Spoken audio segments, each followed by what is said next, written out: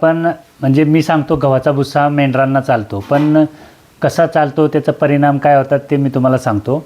आता हा गव्हाचा भुस्साच आहे, माझ्या जो हातामध्ये आहे तो गव्हाचा भुस्सा आहे आणि हा आपण प्राण्यांना घालणार आहे. त्याच्या खाली बघू शकता की तुम्ही ही मक्याची कुट्टी आहे, मका जो असतो हिरवा मका त्याची ही कुट्टी आहे आणि त्याच्याबरोबर हा गव्हाचा भुस्सा आहे. आता दोन प्रकार असतात गव्हाच्या भुस्स्याचे. तुम्ही म्हणाल की असं कसं काय, तर चारा घालायला तर सर्विस सांगतात, पण कसं घालायचं कसं काय करायचं त्याला प्रोसेस काय असते हे कोण सांगत नाही. तर गव्हाचा भुस्सा ज्यांच्याकडे ज्या भागामध्ये गरमी 40 डिग्रीच्या वर आहे, 35-40 आहे, त्यांनी उन्हाळ्यात कधीच घालायचा नाही.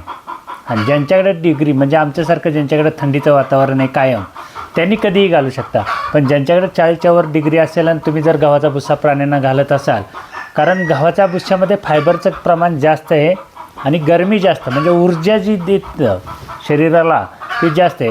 आधीच गरमीची ऊर्जा असते, त्यांची गरमी असते आणि हे जर ऊर्जा दिली तर हे त्याचा परिणाम वाईट होतील. काही मेंढ्या गाबडण्याचा चान्स होऊ शकतात. पण एक मात्र त्याचा फायदा आहे तुमच्या गरमीच्या भागामध्ये, ज्याची मेंढी हीटवर येत नाही किंवा गाभण राहत नाही त्याने ह्या गव्हाचा भुस्सा जर मेंढीला घातला तर ती माझावरती पण येते आणि गाभण पण राहण्यास मदत होते. हा एक फायदा आहे. पण तुम्ही जर जास्त प्रमाणात जर घालण्याचा प्रयत्न करत असाल गरमीच्या भागामध्ये, फुकट आहे सगळं काय आहे, फक्त घालण्याचं प्रमाण कळलं पाहिजे त्याच्यामुळे. आणि जर माझ्यासारखं थंडीचं वातावरण कुठे असेल त्या भागामध्ये चालू शकतं, पण गरमीच्या भागामध्ये तुम्ही हे पावसाळ्यासाठी वापरा. म्हणजे हे काय करतं की शरीराला ऊर्जा देते. जशी आपल्याला थंडी लागली की पावसाळ्यात आपण इस्तूच्याकडला बसतो ना, तसंच ह्याचं काम आहे की जेव्हा पावसाळा असतो किंवा जेव्हा थंडी असते तेव्हा ते ऊर्जा देण्याचं त्या प्राण्याला काम करतं. मग त्यावेळेस जर हे घातलं तर 100% त्याचा रिझल्ट एक नंबर येतो. आणि बघू शकता हे आता बारीक करून आता ह्याला ओलं केलेलं आहे, चेंडूसारखं होतं आहे आणि परत असं सुटतं आहे. तर अशा प्रकारे झालं पाहिजे. तर त्याच्यामध्ये बघा ह्याच्यामध्ये सुकी पावडर आहे आणि ही सुकी पावडर आपण त्याला ह्याच्यामध्ये फॉर्मॅटमध्ये करत असतो. हे असं फॉर्मॅट असतं त्याचं. आणि त्याच्यानंतर जेव्हा आपण मक्यामध्ये त्याला मिक्स करतो, म्हणजे जो काय तुम्हाला हिरवा चारा द्यायचा आहे त्याच्यामध्ये मिक्स करतो आणि सर्व कंटेंट एक्स्ट्रा गोळा म्हणजे जे काय आहे ते एक जीव झालं की मग ते आपण प्राण्यांना घालतो. तुम्ही जर डायरेक्ट असं करायला जाल तुमच्याकडे गरमीच्या वातावरणामध्ये, कारण गव्हाचा भुस्सा फुकट आहे, तर ह्याचा परिणाम पण वाईट होतात. कारण काय लोकांनी सांगितलं हा चारा घाला, तो चारा घाला, तो चारा घाला, पण कसा घालायचा किती प्रमाणात घालायचा हे कुणी सांगितलं नाही. तर ह्याचा परिणाम होऊ नयेत म्हणून मी तुम्हाला घालण्याच्या अगोदरच मी तुम्हाला सांगत आहे की काय प्रकार होतो. तर आपण हा जो गव्हाचा काय भुस्सा आहे तो हा प्राण्यांना घालत असतो. बघू शकता हे गव्हाचाच भुस्सा भरून ठेवलेला आहे. ह्याच्यामध्ये पूर्ण गव्हाचा भुसकाट आहे आणि आमच्याकडे फुकट असल्यामुळे आम्ही हे पूर्ण बॅग लावलेली. ह्या सर्व खाली ज्या गोण्या दिसत आहेत तुम्हाला ह्या सर्व गव्हाच्या भुसकाट आहे. आणि या अशा प्रकारे पावडर झाली पाहिजे. तुम्ही ही जर अशा प्रकारची पावडर करत असाल तुम्ही, म्हणजे ह्याच्यामध्ये जी कूस असते ना तिचा बारीक भुस्सा झाला पाहिजे आणि ती ज्याप्रमाणे. आणि तुम्ही जर संध्याकाळचं भिजत घातलं, म्हणजे असं जे ओलं केलं आहे आता मी हे संध्याकाळचं ओलं करून जर सकाळचं चाऱ्यामध्ये केलं चांगलंच आहे. पण गरमीच्या काळामध्ये तुम्ही लक्षात ठेवायचं की गरमीच्या भागामध्ये तसं काही करायचं नाही, कारण गरमीच्या भागामध्ये याचा परिणाम होतो. तर गरमीच्या ज्या भागामध्ये जास्त गरमी आहे त्यांनी काय करायचं की थंडी म्हणजे पाऊस किंवा हिवाळा जेव्हा चालू होतो त्यावेळी घालायचं. पण ह्याचे एक फायदे असे होतात की जी काय शरीराला ऊर्जा पाहिजे असते किंवा जी काही गरमी लागती ती ह्याच्यातून चांगली कंटेंट म्हणजे चांगलं देतं. आणि फायबर तर चांगलंच आहे त्याच्यामध्ये, पण ह्याच्यामध्ये प्रोटीनचं प्रमाण अजिबात नसल्याप्रमाणच आहे. म्हणजे ह्याच्यामध्ये प्रोटीन वगैरे काही नाही आहे, म्हणजे जे काय शरीराला वाढीला पाहिजे. तर हे काय करतं जो काही गव्हाचा भुस्सा आहे तर ह्याची प्रचनक्रिया हे आता एकदम बारीक झालेलं असतं आणि मग हे काय करतं शरीराला जी ऊर्जा लागत असते म्हणजे ताकद लागत असते तीही ह्याच्यातून जास्त प्रमाणात देते. म्हणजे तुम्ही जो मक्का टाकला आहे त्या ह्या सर्व गोष्टीची शरीराला ऊर्जा म्हणून देतं आणि त्याच्यानंतर राहिलेलं मग जे काय आहे ते शरीरातनं त्यांच्या लेंड्यानवाटे बाहेर जातं. तर हे जेव्हा घालाल तुम्ही तेव्हा मात्र एक काळजी ही घ्यायची असते. बाकी ह्याला तुम्ही कुठल्याही चाऱ्यामध्ये मिक्स करा. जर काय तुम्ही ज्वारीचा कडबा वगैरे घालत असाल ह्याच्यामध्ये तर ठीक आहे, पण उन्हाळ्यात शक्यतो तुमच्या उष्ण भागामध्ये घालू नका, कारण ह्याचा परिणाम मी का सांगतोय परिणाम, तर आमच्याकडे ठीक आहे, पण लोक माझं बघून जर घालत असतील आणि त्यांना उद्या जर काय असे परिणाम यायला लागले तर ती परत कमेंट करणार आहेत की तू सांगितलं असं ना आमच्याकडे असं होते.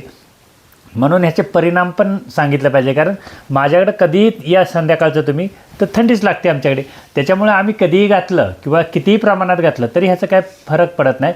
पण तुम्ही उन्हाळ्याच्या जो काय आहे सीझन 40 डिग्री 35 डिग्रीच्या वरती जाणारा त्या सीझनमध्ये तुम्ही हे घालू नका, त्याच्यामध्ये थोडासा त्रास होतो. त्याच्या आतमधल्या सीझनमध्ये तुम्ही चांगल्या प्रकारे ह्याचा फुकटचा चारा म्हणून गव्हाचा भुस्सा वापरू शकता. आणि त्याच्याबरोबरच एक आहे की आता सर्व मला विचारतात की ह्याच्यात कॅल्शियम टाकलं पाहिजे. तुम्हाला जे वाटतं ते ह्याच्यातच टाकायचं असतं. खुराक टाकायचं आहे ह्याच्यामध्येच टाका, कॅल्शियम मिनरल जे काय मिक्सर जे काय करायचं आहे तुम्ही ह्याच्यातच टाका. आणि ह्याचा एक जीव झाला पाहिजे. आता माझ्याकडे हे मिक्स करायला मिक्सर नाही आहे, भविष्यात आपण करूयात तसं, पण आत्ता सध्या नसल्यामुळं आम्ही हातानेच करतो. आणि जर काय तुम्हाला असं करायचं असेल तर ह्याच्यासाठी एक जे काय तुम्हाला द्यायचं आहे प्राण्यांना ते ह्याच्यामध्ये द्या. ब्रोटान द्या, व्हायटमिन्स द्या, मिनरल द्या, कॅल्शियम द्या, सगळं ह्याच्यामध्येच करायचं. खुराक पण ह्याच्यात, आणि ह्याला सगळं मिक्स करायचं एकदम, म्हणजे मिक्स ब्रँड झाला पाहिजे. आणि हा प्राण्यांना घाला. तुमच्या गव्हाण्यासुद्धा झाडू मारायला राहत नाही. तर प्राण्यांची कन्सेप्ट कशी असते, वेगवेगळी काय द्यायची नसते. काय आपण मेंढीपालनामध्ये असं काय वेगवेगळं कन्सेप्ट करत गेलो तर सर्वात भारी असतात. आता हे पाहू शकताय हुंबराचं झाड आहे पाठीमागे, ह्याचासुद्धा पाला मेंढरांसाठी उत्तम आहे. आणि याला जर उंबरं आली तर म्हणजे ह्याला उंबरं येतात, पिकून नाही द्यायची, कच्चीच उंबरं काढायची आणि त्याचं चिरायची आणि सुकवत घालायची. आणि त्याची जर पावडर करून प्राण्यांना घातली ना अजून क्वालिटी. म्हणजे मेंढी पालन एवढं सोप्या पद्धतीतनं आहे. पण आम्हाला काय झालं की आम्ही सांगितलंच नाही कुणाला काय करायचं आणि कशा पद्धतीनं झालं पाहिजे. का तर इकडे आमच्या ब्रीडवर सर्वांचं फोकस होतं. पण ह्या उंबरासारखा जर पाला जरी घातला, उंबराचा पाला, ज्या भागामध्ये पाणी जास्त असतं त्या भागामध्ये उंबरं जास्त असतात. म्हणजे आमच्याकडं जसा भाग आहे पाठीमागे पण तुम्हाला उंबराची झाडं दिसत आहेत, तर ह्या उंबरांच्या झाडामध्ये पण जे काय कंटेन असतं ते चांगलं असतं.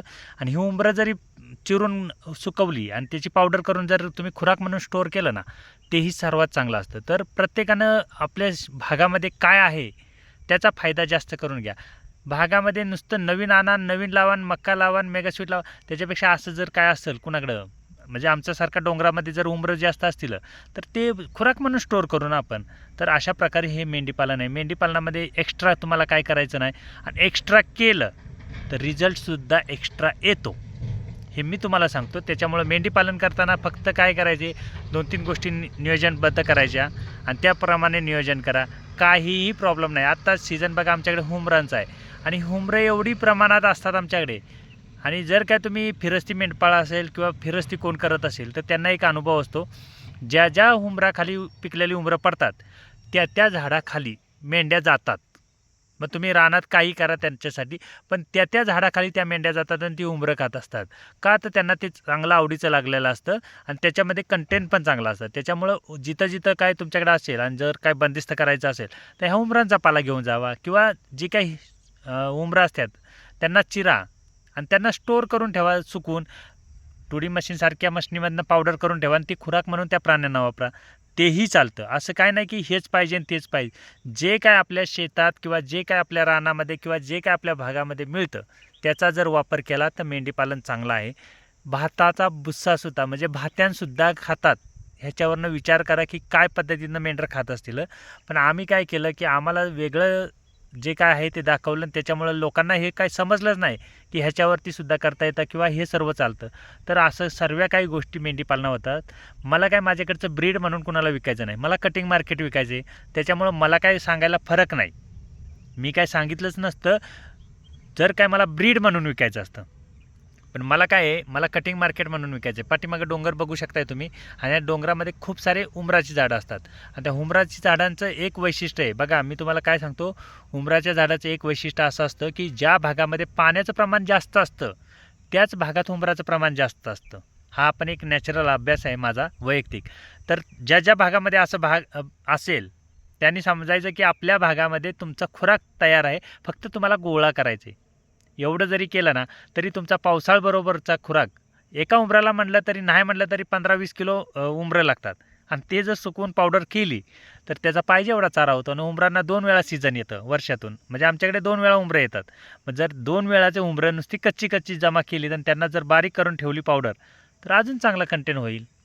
म्हणाल की उंबरामध्ये असं काय आहे की जे मेंढीपालनात चांगलं आहे, तर उंबरामध्ये सर्वात महत्त्वाचं म्हणजे कार्बोहायड्रेट, म्हणजे नैसर्गिक साखर आपण जे ऊसापासून साखर बनवतो ना, ती नैसर्गिक साखर जी उंबराच्या फळामध्ये असते आणि त्याचं ताकद एवढं काम करतं की जी काही शरीरात रोग असतो त्याच्यापासून त्यांची म्हणजे संरक्षण तर एक होतं आणि पचनाला एकदम चांगलं असतं आणि त्याच्यामुळे शरीरात जर चांगली ताकद असते म्हणजे ह्या साखरेपासून काय त्यांना डायबिटीस वगैरे तसलं काही होत नाही. तर त्यांना जी काय पचन करण्याची जी संस्था आहे ती चांगल्या प्रकारे काम करते. म्हणून हुमराचं जर काय तुमच्या भागात असेल तर हे हुमराची वगैरे ह्याच्यामध्ये लोह वगैरे चांगलं कंटेन आहेत. जे काही कंटेंट नाहीत अशातलं हुमराचं झाड नाही. तर हुमराचं झाड फक्त एवढं चांगलं काम करतं. फक्त आपल्याला काय आहे की आम्हाला माहीत नव्हतं की ह्याच्यात काय आहे किंवा हे कसं असतं किंवा काय असतं.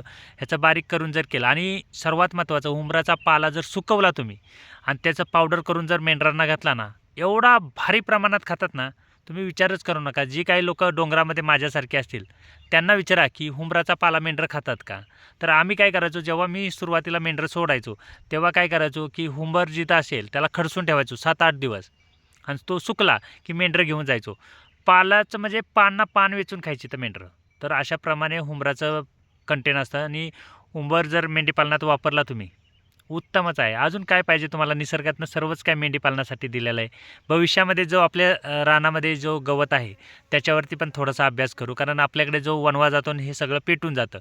जर त्या गवताचा फायदा मेंढीपालनात होत असेल, कारण मला थोडी माहिती आहे त्याच्याप्रमाणे मी अभ्यास करत असतो आणि ते जर वापरण्यात आलं, तर 100% मी सांगतो ना मेंढीपालन हे प्रत्येकजण करेल.